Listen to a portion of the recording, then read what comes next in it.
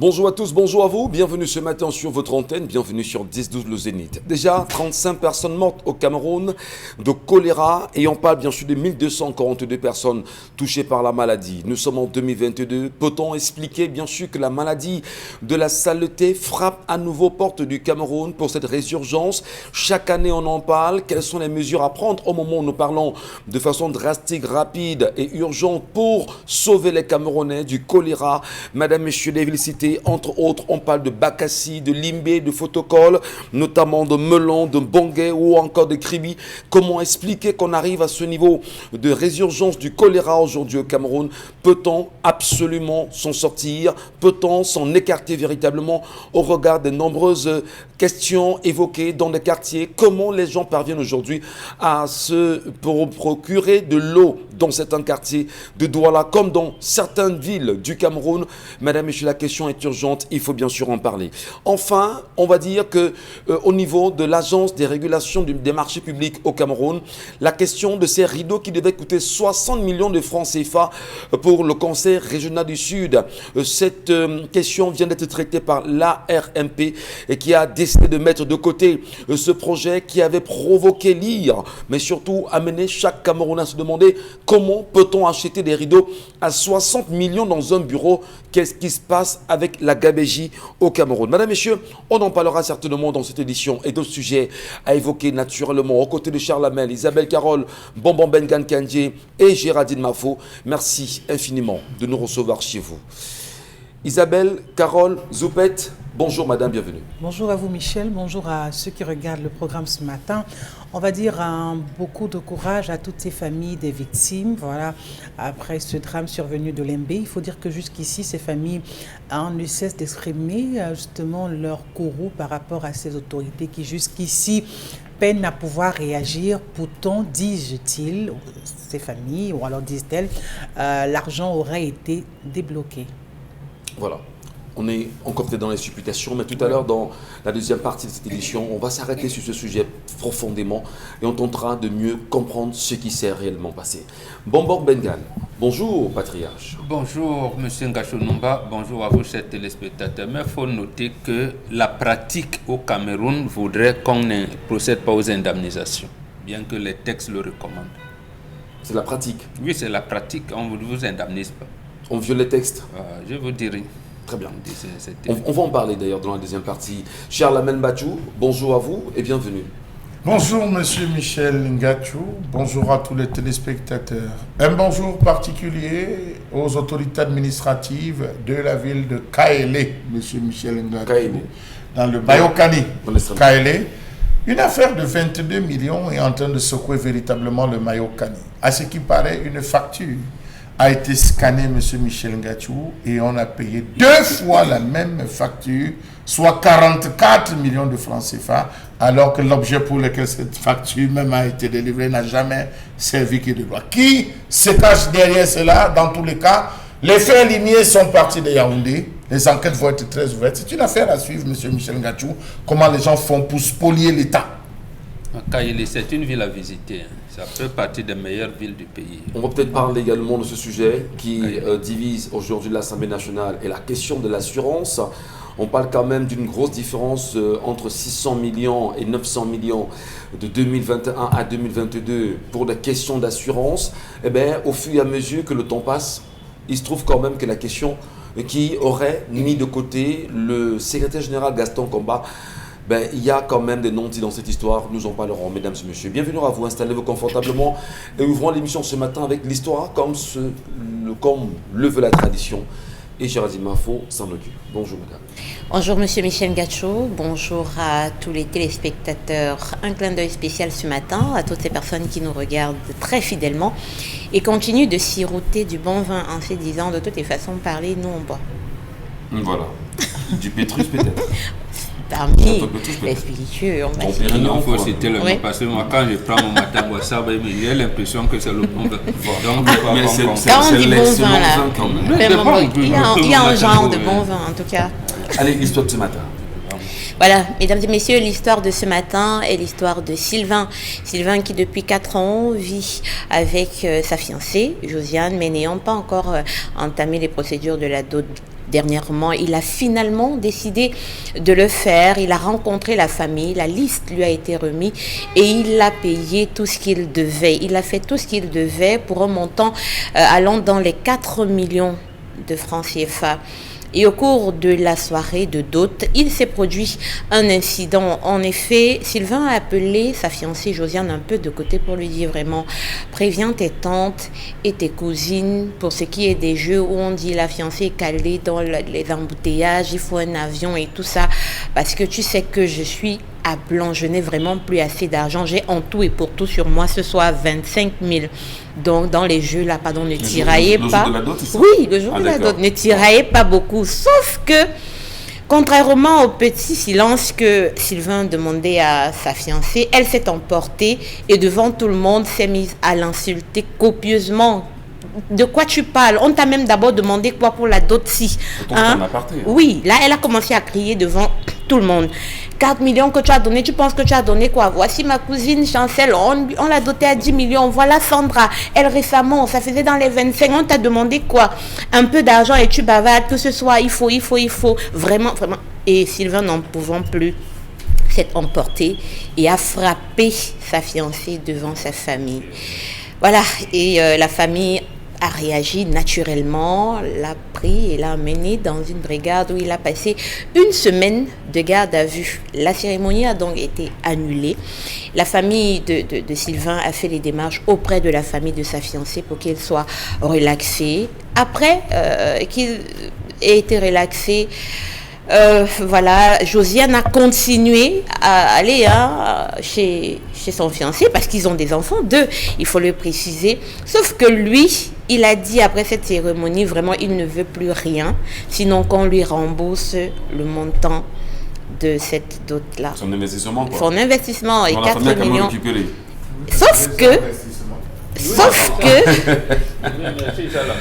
on en parlera. Sauf que la fiancée Josiane dit que niet, de toutes les façons, ce mariage aura lieu, il n'y a pas à rembourser quoi que ce soit. Et Sylvain lui est braqué sur on me rembourse vraiment après tout ce qui s'est passé, parce qu'auparavant sa famille était allée dire on ne résout pas des problèmes comme ça. S'ils étaient déjà mariés, est-ce que ce serait passé comme ça, que la famille aussi était braquée?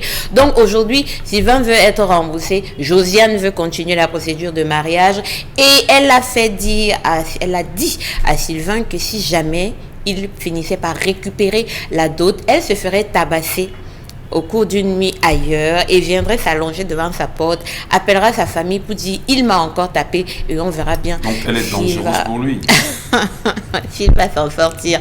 Sylvain est dépassé. Il se demande comment faire pour se tirer de cette affaire qui devient de plus en plus compliquée. C'est Sylvain qui nous écrit. Oui, c'est Sylvain. Alors, on ne sait pas comment on va intituler justement le scénario de ce matin, ou bien tout le film de ce matin quand même. Probablement Amour quand tu nous tiens. Je ne sais pas si Josiane est très tenue par l'amour de Sylvain, mais Sylvain justement qui estime... Le titre c'est Amour quand j'ai flashé.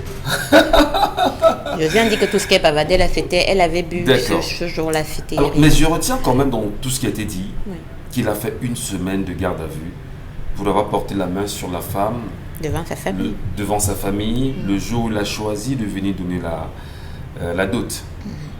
Eh bien, ce qui aurait poussé Sylvain, ce sont les engueulades de la femme et son mépris à son endroit. Après qu'il ait demandé qu'il y ait une négociation. S'il te plaît, je n'ai pas l'argent de l'avion. Essaie de causer les temps. Et carburant et tout ça. Voilà, pour qu'on sache, parce que ma position là, voici. Merci. On va donner l'occasion justement aux téléspectateurs de laisser leurs commentaires, leurs avis ce matin. Je vois Charles Hamel qui est très enclin à vouloir parler, mais on va attendre un tout petit peu M. Bachou. Vous semblez très remonté, ou bien je ne sais pas ce qui vous anime. J'attends mon tour. Allez. Isabelle Carlo qui vous regarde justement, je sais pas. Oui, parce qu'il brûle d'envie de parler. Il pourquoi vous n'ouvrez pas? Je ne comprends pas, Il bouillonne, donne la parole. Moi, je parlerai après Charles Hamel ce matin. Je ne bouillonne pas, Michel Ngachou. Je parlerai après Charles Hamel ce matin. Les problèmes sont ailleurs. Je parlerai après Charles Hamel ce matin. Les problèmes sont de ce plateau, c'est ailleurs. Moi, je parlerai après lui ce matin. Je ne sais pas à quel bon on va entrer en émission ce matin. Bon, Benga qui est calme en même temps, qui regarde pour se demander, mais c'est Sylvain qui pose le problème. Oui, non, mais qui commence par vous, s'il commence par Bombok. Ah bon? Oui. D'accord. Peut-être les téléspectateurs vont trancher ça. Charles Amel veut parler. Oh. Ça se voit que vraiment dans sa gestuelle, c'est suffisamment expressif. Donc vraiment, donnez la parole. Mon beau a fait un chargé de mission désormais, monsieur Michel. Allez, bon, commençons justement. Comprenez-vous quand même que le jour de la dot, qui est une négociation entre les deux conjoints, en aparté, une réaction de la part de la femme comme c'est le cas. Commençons par là. Madame, s'il te plaît, je n'ai pas assez d'argent. Est-ce que tu peux négocier avec tes tantes pour que l'avion, là, vraiment, qu'on essaie de s'accorder, je n'ai que 25 000 sur moi, changer en 500 ou 1 000 francs, je suppose. Comment vous comprenez que votre fille se comporte comme ça devant son conjoint? Je commence par là, Bonbon.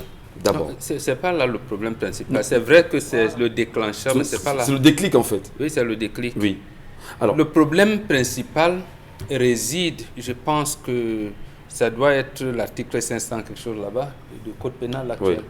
Oui. Et je vous ai dit qu'on est en train de faire un collectif pour porter plainte au ministère de la Justice, moins pour que cette loi soit retirée. La loi, il y a une disposition qui dit que lorsque vous estimez que la dot est exagérée, vous pouvez porter plainte contre votre beau-père.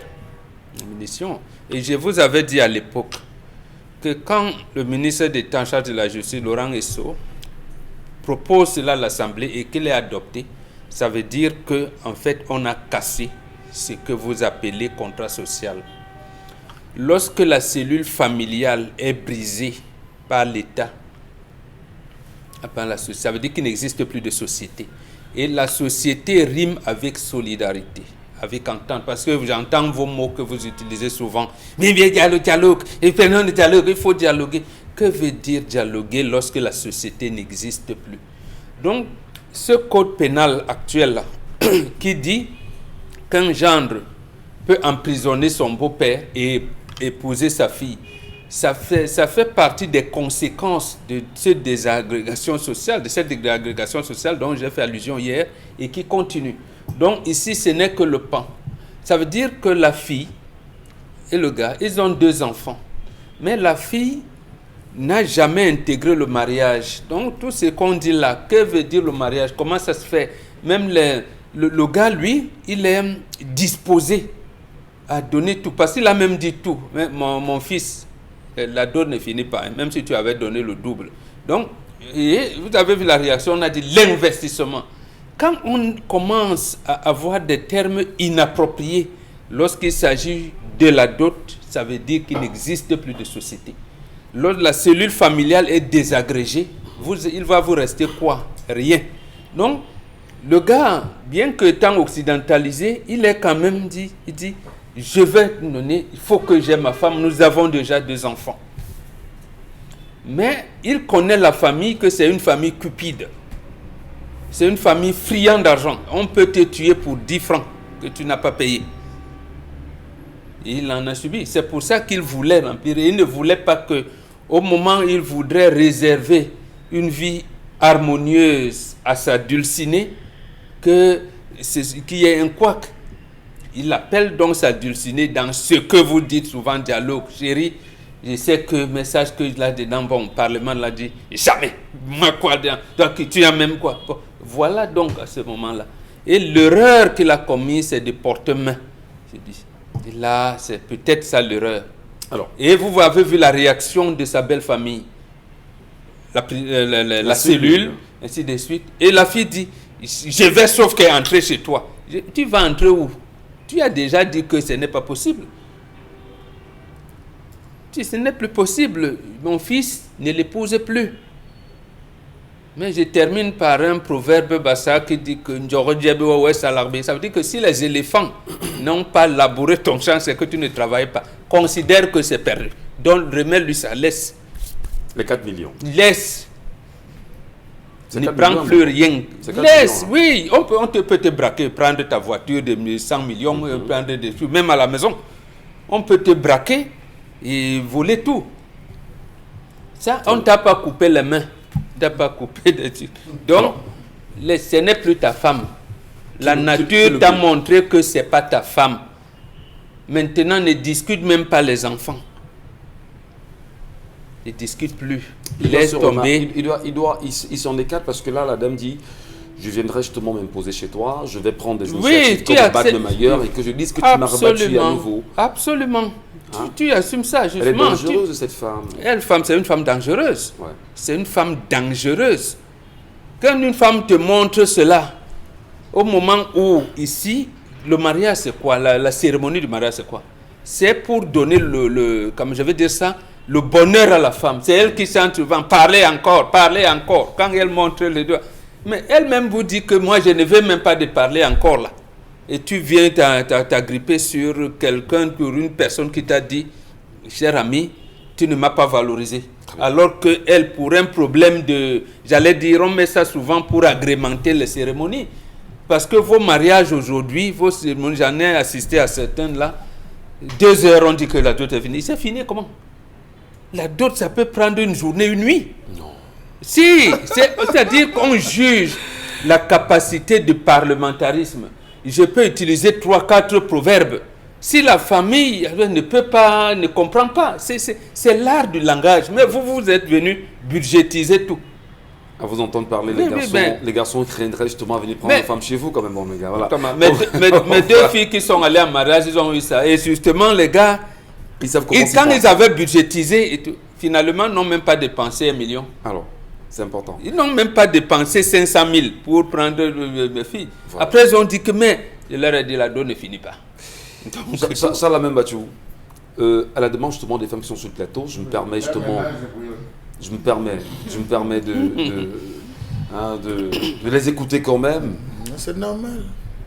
Vous êtes un Occidental. Vous nous avez dit que vous étiez ailleurs. Revenez sur le plateau, je vous en prie. Qu'est-ce que vous dites à cet homme qui pose le problème ce matin? Alors, 3 choses. Comment est-ce que la femme fait pour être au courant de la dot? L'occidentalisation, non, j'ai à la mettre. Comment la fille fait pour être au courant du montant de la dot? Comment la fille fait pour connaître le nombre de chèvres, de boucs et tout qu'on a demandé? Elle a vu la liste. Non. Qui lui a donné? Elle a vu la liste. Qui lui a donné? Monsieur Michel Ngatou, cette famille est une famille de vampires. Vous n'exagérez pas. Oui, de sorciers, monsieur Michel Ngatou. Et vous allez vous rendre compte que c'est comme ça que dans cette famille, les filles ne se marient pas. Allez voir. Non, on a douté. Ils ont des soucis dans cette famille. Mais oui, c'est des cousines. Qui ont été J'ai dit dans cette famille. Ça va capoter. Dans cette famille. Monsieur Michel, ça va capoter bien. la fille n'est pas au courant de la dot. Lorsque la fille est au courant de la dot, on sursoit. Ça ne se fait pas. À l'instant que vous mettez la fille au courant, elle devient une marchandise, elle cesse d'être un sujet, elle devient une marchandise. Écoutez ce qu'elle dit.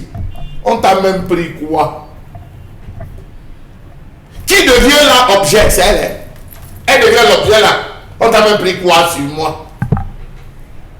Tu as dépensé combien sur ma tête? Donc elle ne se rend pas compte qu'elle quitte de l'étape de sujet à objet de marchandise. Pendant qu'ils échangent, la famille est où? Les 3 premiers mots, les 3 premières phrases, la famille est où? Il n'y a eu aucun cousin pour venir dire tais-toi. Il n'y a aucune cousine qui est venue dire ferme ta bouche. Une femme ne parle pas comme ça à son mari. Monsieur Michel Ngatou, ça, c'est une famille édentée. C'est une famille pourrie. On a laissé la situation pourrie. Je ne pense pas que c'est le premier coup que l'homme a levé la main pour taper. La fille certainement a avancé des propos en disant que c'est ma famille qui s'occupe de toi. C'est même ma famille qui a organisé. C'est même ma famille. Le gars dit que merde. Jusqu'à ce point. Comment le gars fait pour être avec la fille pendant la dot? On voit la fille qu'on va doter. La fille est cachée dans une chambre. La fille disparaît. Comment cette fille a fait pour se retrouver dehors et au contact de son voleur, entre guillemets, le voleur de la famille? Elle a fait comment pour y être? Vous voyez jusqu'à quel point vous avez provoqué le délitement de la tradition. Jusqu'à quel point les occidentalisés ont brisé fidèlement, monsieur Michel Ngatou, la structure traditionnelle. Vous voyez jusqu'à quel point? Alors, monsieur Michel, il faut dire que 1. La famille a loupé au niveau de la gestion des crises. 2. La famille a joué. Quand il y a conflit, M. Michel Ngachou, l'homme n'a jamais tort entre... Quand les hommes s'asseyent pour causer, l'homme n'a jamais tort. On aurait dit à la femme, ferme ta bouche. Au garçon, on lui aurait dit, mets-toi à genoux. Mets-toi à genoux. On l'aurait même fessé là-bas à M. Michel Ngachou. Oui, vous vous emportez, mais c'est ça la famille. Il aurait claqué, on lui aurait dit, mets-toi à genoux. Tu as osé venir frapper une fille devant son père. Tu as osé venir frapper une fille devant sa famille. Voilà comment la famille a laissé. On a mis le gars une semaine. Comment est-ce qu'on est arrivé à ce qu'on fasse l'argent? On appelle la gendarmerie. C'est plusieurs mariages. C'est un désordre. Mais tu fais d'abord comment pour te retrouver au commissariat?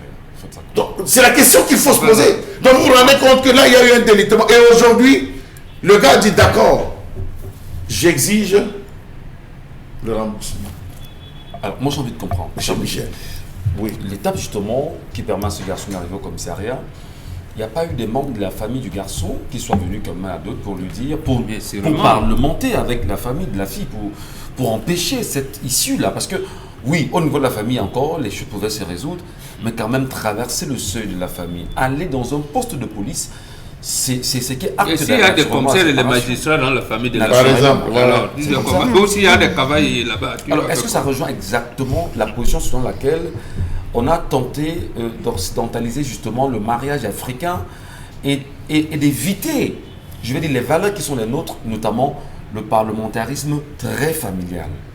On l'a tué parce que je vais vous dire forcément, on n'a même pas entendu le gars. Il y a quelqu'un qui était en soirée qui a fait les photos. Le lendemain, on a appelé un ami commandant et tout. On est venu porter le gars, on l'a jeté. Le temps de discuter, faire les négociations et qu'on sort, ça a pris une semaine. La fille sort et la fille dit, je ne me séparerai pas de toi. Toi et moi, ton pied, mon pied, jusqu'à la gare. Quel est le contrat qui les lie? Il y en a peut-être des enfants. Quel est le contrat? Parce qu'on a fait des enfants, on est liés. Ben, il y a des enfants. Parce qu'on a fait des enfants, on est liés. Non, je n'ai pas dit qu'on est liés, mais je dis il y a des enfants. Donc, quel est le contrat? Enfant. Est-ce que ce garçon est encore libre même d'exprimer? Vous vous imaginez que même le fait pour lui d'être venu épouser cette fille, il était sous la pression? Ça, la mère rappelle, il y a encore hier qu'on disait une fille et un couple qui a vécu 15 ans. Mais au moment de se marier, quand ils n'arrivent pas à vivre ensemble. Voilà un cas.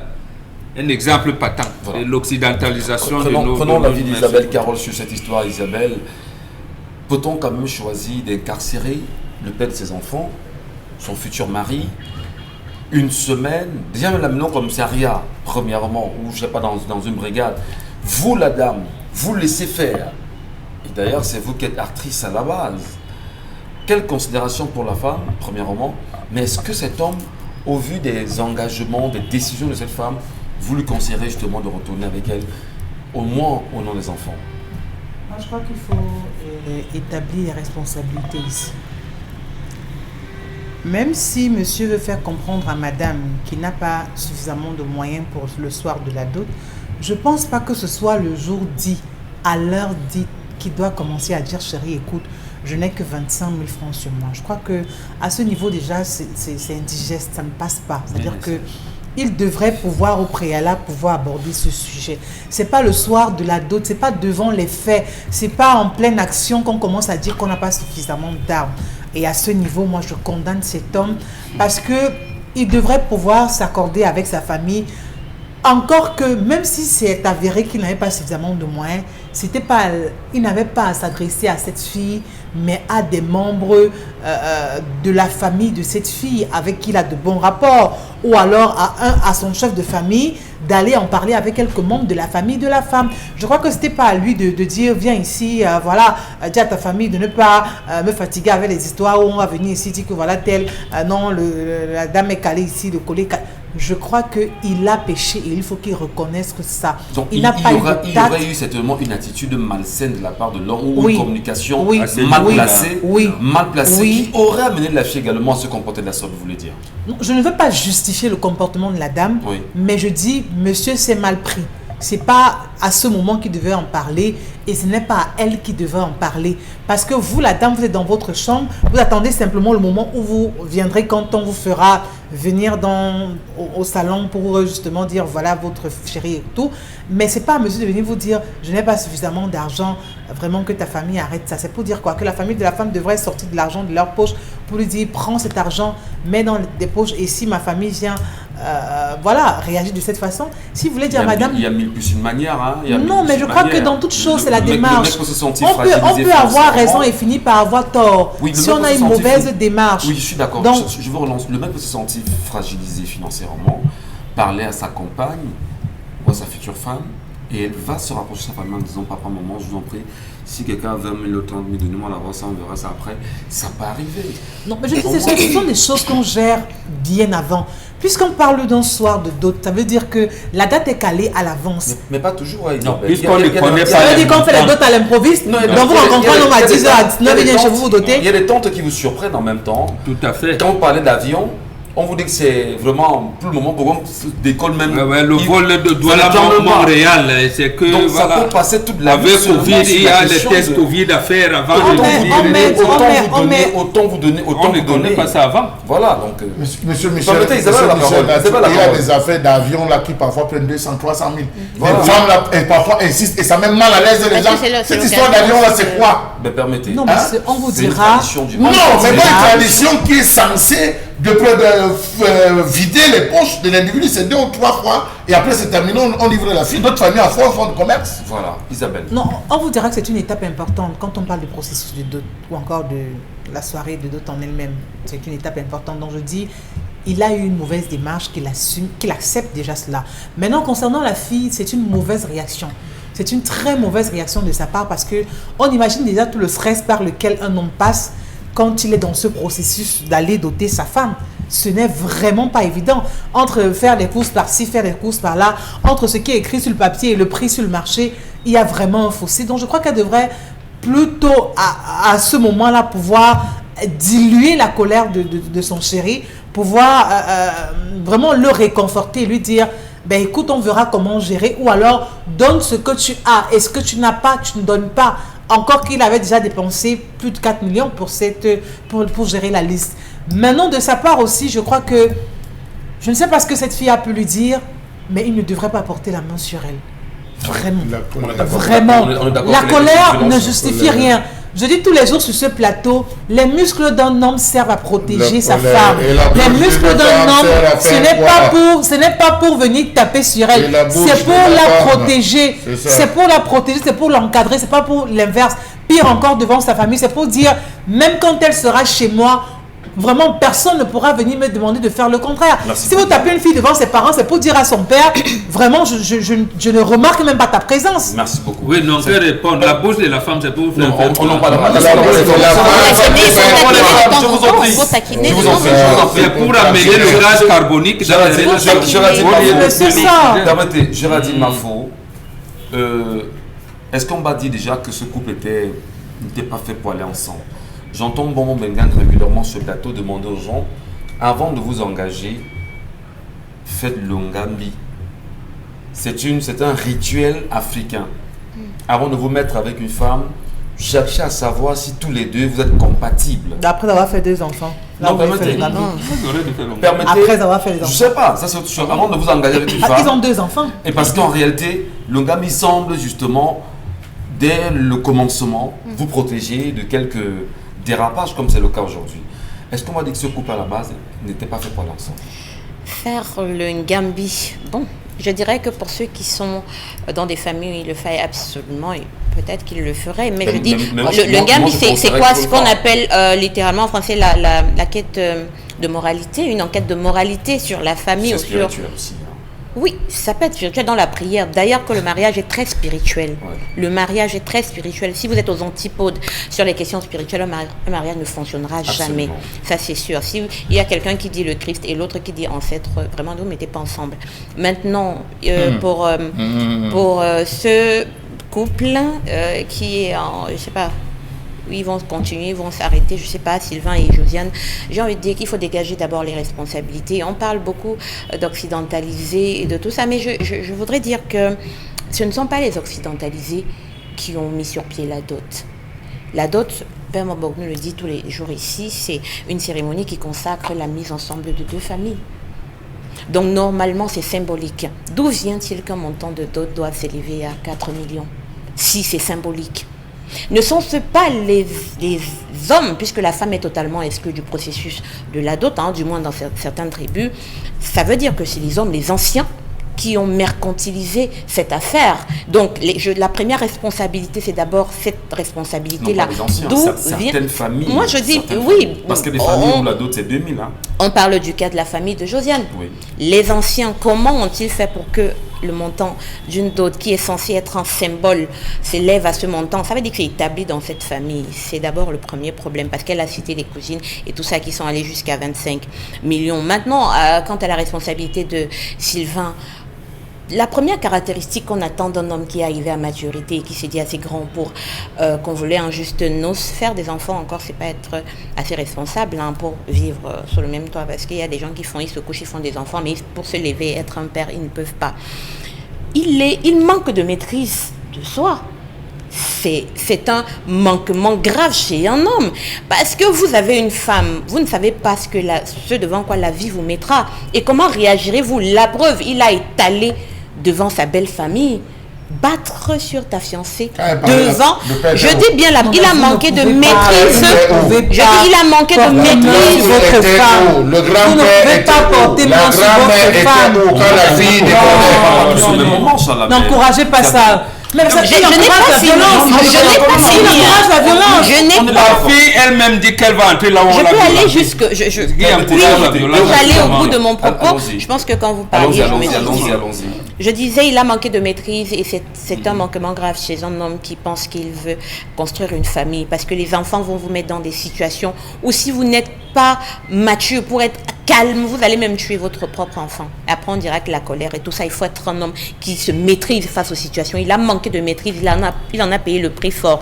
Maintenant, Josiane est une manipulatrice qui a montré son incapacité à comprendre et à soutenir son homme. Pire, devant la famille, sa famille à elle. C'est une manipulatrice. La suite de l'histoire nous dit, elle vient dire que je vais me faire bastonner et tout ça. Et donc, c'est un couple qui est parti pour ne même pas fonctionner.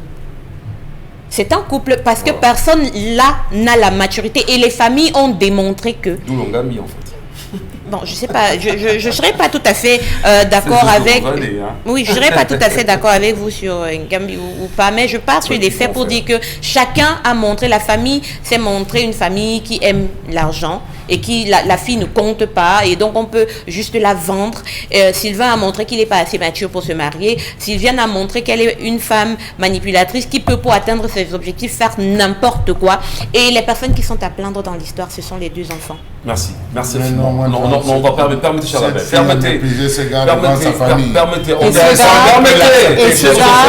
On va procéder. On va passer à la colère, je vous en prie, cher Lamel Batchou, parce que c'est important. Et on va donner l'occasion, bien sûr, de nous laisser, bien sûr. Je vous en prie, cher Lamel. On va laisser le soin aux téléspectateurs de nous donner leurs avis, leurs commentaires, mais surtout, comment trancher cette histoire ce matin.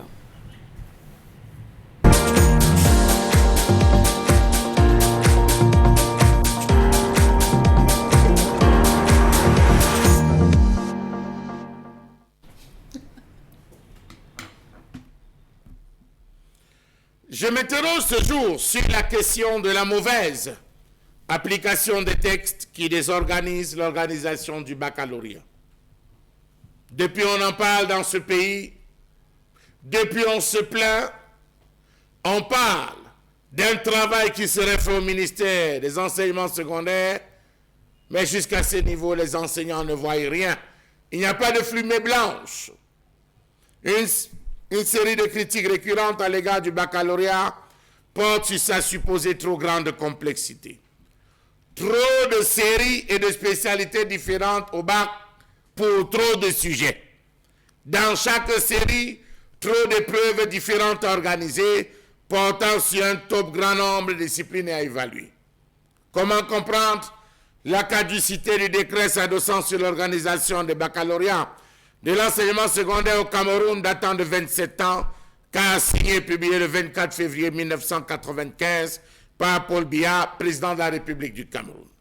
Savez-vous que le chapitre 2, article 6 du décret numéro 95, base 035 du 24 février 1995, portant organisation des baccalauréats de l'enseignement secondaire, stipule que les épreuves du bac portant sur les programmes officiels des classes de terminale, des lycées et collèges devraient être véritablement mis en place à telle enseigne que les étudiants ou les élèves puissent avoir épuisé le programme. Or, au Cameroun, les épreuves vont à partir du 22 février. Nous nous retrouvons dans une telle configuration que le 22 février, c'est-à-dire dans quelques jours où les épreuves sont censées partir, les enfants n'ont rien vu à l'école. Les enfants n'auront rien vu parce que pour la CAN, on a demandé aux enfants d'aller au stade. On a vidé les salles de classe. Les enfants ont-ils pu achever le programme? Question. Or, précisons-le au ministère des Enseignements secondaires, il se dit sous cap que le programme n'existe pas. Depuis 2018, c'est d'ailleurs ce qui a débouché à la confusion des épreuves qui ont été soumises aux candidats lors de la session 2020-2021. Qu'en sera-t-il pour 2021-2022? Question. Vont-ils s'en sortir, ces pauvres enfants? Autre question. Certains candidats ont composé avec les épreuves de l'APO, approche par objectif. Or, nous sommes à l'approche par compétence qui est actuellement en vigueur.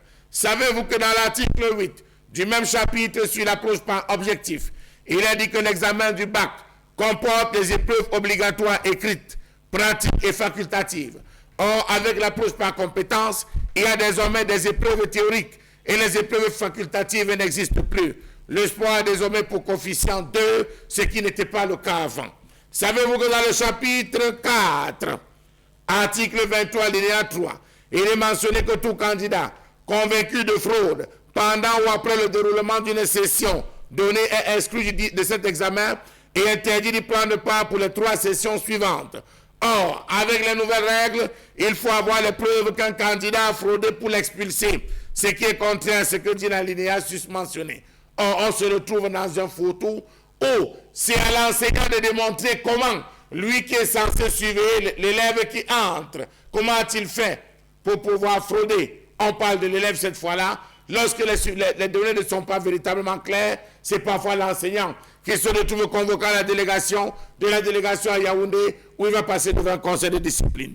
Savez-vous qu'au cours de la session d'examen 2021, nombre de contradictions ont été mises à jour, causées par l'inadaptation du texte de 2018, portant toujours les germes de l'approche par objectif. Pire, le texte de 2018 ne prévoit pas la série E au probatoire C, D et TI. L'arrêté 2018 prévoit des enseignements en géographie alors que l'arrêté de 2020 prévoit l'examen final en histoire. Au baccalauréat série C, l'histoire est prévue comme enseignement par le texte 2018 et la géographie à l'examen par le texte 2021. En art cinématographique, il a été prévu d'enseigner histoire, géographie et ECM au cours de l'année par le texte 2018 et de composer à l'examen final le baccalauréat au probatoire seulement en ECM par le texte 2020-2021. Que d'amalgame, que de confusion, parce que rien n'est préparé, rien n'est structuré, confusion à travers les textes. Savez-vous que par le passé, le baccalauréat comportait un nombre plus restreint de séries et d'épreuves dans chaque série, ce qui ne l'empêchait pas d'avoir une forte valeur. L'organisation des différentes épreuves, ces jours désorganise les établissements, ou plus précisément fait perdre de nombreuses heures de cours. Le coût de l'organisation du baccalauréat sera exorbitant, fabrication des sujets pour chaque discipline, mobilisation des évaluateurs, organisation des épreuves, etc. Question. Combien doit-il y avoir de séries de formations construites autour desquelles découpage du savoir et des débouchés? Quelles disciplines doivent être obligatoirement présentes dans ces séries? Lesquelles peuvent n'y être qu'optionnelles? Toutes les disciplines présentes dans une série doivent-elles être évaluées pour l'examen du baccalauréat? Point d'interrogation. Il y a 4 textes qui désorganisent l'organisation du baccalauréat au Cameroun. Le décret du 24 février 1995, la loi sur l'orientation de 1998 et les arrêtés de 2018 et 2020. Au 28 février 2022, toutes les épreuves du baccalauréat doivent être acheminées à l'Office du baccalauréat du Cameroun avec un programme évalué, avec un programme achevé, lorsqu'on a mis les enfants dehors, avec autant de fériés, avec autant de jours de liberté, avec une mi-temps mal maîtrisée. Dans tous les cas, salut à tous les bacheliers. Mais Mathieu, pour cette colère d'ailleurs qui nous renvoie, vous l'avez très bien dit, à la désorganisation qui existe autour des épreuves de baccalauréat au Cameroun. Et vous parlez bien sûr des programmes qui n'ont pas été respectés au courant de l'année. Naturellement, de nombreuses approches qui permettent aujourd'hui de voir dans quelle mesure peut-on évaluer réellement ces étudiants. Les nombreuses raisons qui peuvent pousser parfois, on va dire, dans ces approches, les nouveaux mécanismes mis en place en matière de fraude également. Vous l'avez très bien évoqué, mais surtout je voudrais pousser avec vous le traitement des enseignants aujourd'hui au Cameroun, d'ailleurs qui sont ceux-là qui corrigent très souvent ces épreuves de baccalauréat, la question propre aux délibérations pour parler justement de compétences et de la qualité des élèves méritant véritablement, et au final la qualité du baccalauréat camerounais et la force qu'il peut avoir au niveau national même à l'international. Bon Bengan, des organisations, oui, peut-être oui, ou pas faux non plus, parce qu'on s'en souvient qu'il y a eu un petit garçon, je pense en 2020, M. Kelvin Gassam, qui a été incarcéré pour avoir fraudé, dit-on, au baccalauréat. Mais toujours est-il que les fonctionnaires de l'Office national du bac étaient encore en liberté et sont encore en liberté jusqu'à aujourd'hui. Ils n'ont jamais été inquiétés. Alors, fondamentalement, qu'est-ce qui peut expliquer justement que nous n'ayons pas un baccalauréat compétitif se rapprochant justement de la désorganisation des examens de baccalauréat au Cameroun? Non, parce que nous n'avons pas pensé l'éducation par nous-mêmes. Oui. Nous avons procédé par tâtonnement. Et c'est cette méthode de tâtonnement qui encadre encore l'éducation aujourd'hui. Rappelez-vous, pour qu'on arrive à l'office de baccalauréat du Cameroun, d'abord, l'office du baccalauréat du Cameroun, quand on le crée, on oublie qu'on a deux sous-systèmes. Il a fallu pour les anglophones de faire des grèves. On a même tabassé les enseignants, on a pour admettre ce qui était évident, qu'on a deux sous-systèmes.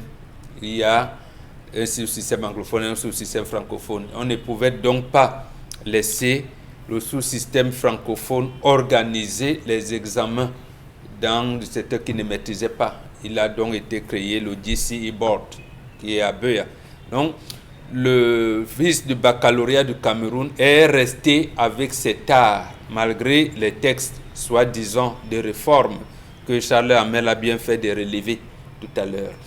Première chose, on quitte la méthode syllabique. Parce que c'est ça que, par exemple, moi qui m'a amené à discuter avec vous. P-A-Pa-Pa. Pour venir à la méthode générale, je me rappelle encore, l'une de mes filles disait Tamo va à l'école. J'ai dit écrit, il ne savait pas écrire Tamo va à l'école. On dit il faut dire Tamo va à l'école. Je me rappelle encore cette phrase-là. Je dis mais c'est pas, je suis allé voir cette directrice, qu'est-ce que c'est? Dit que c'est la méthode générale. Général, tu viens faire quoi?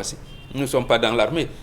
Bon, on commence donc des tripatouillages, des tâtonnements, approche par objectif, approche par compétence, on ne connaît rien. Il se trouve donc que ce qu'on prend pour aller apprendre une méthode au Canada, je ne sais pas moi, sont au ministère du Commerce. Bien que étant enseignants, ils sont au ministère du Commerce, ils sont au ministère du Tourisme et tout. Quand ils viennent, ils ne vont plus. Il y a 2 ou 3 qui restent au ministère en charge de l'éducation.